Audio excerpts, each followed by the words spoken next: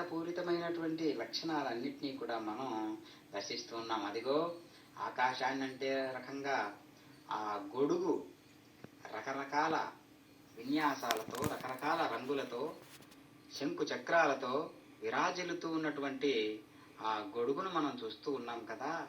ఆ ఛత్రము కింద ఉన్నటువంటి బంగారు కలశాన్ని దర్శిస్తూ అదిగో నవరత్న భరితమైనటువంటి ఎన్నో ఆభరణాలు ధరించినటువంటి పరమాత్మ ఎంతో శోభాయమానంగా మనకు రామనామధారి అయినటువంటి పరమాత్మ కోదండాన్ని పట్టినటువంటి వాడై కోదండరామ సహితంగా కోదండరామస్వామి వారి దివ్యమైనటువంటి సీతా లక్ష్మణ సహిత రామచంద్ర ప్రభువు మనకు దర్శనమిస్తూ ఉన్నాడు.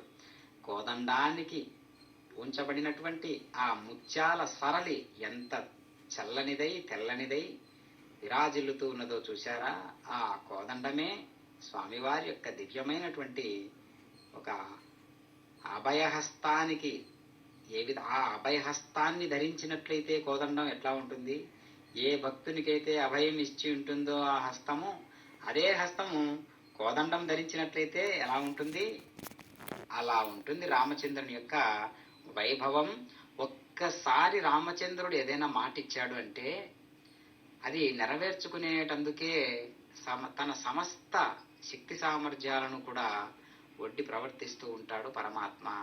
కాబట్టి మనం కూడా ఏదైనా ఒక మాట ఇచ్చాము అంటే ఎవరికైనా ఖచ్చితంగా దాన్ని నెరవేర్చుకోవడానికి ఆ మాటను మనం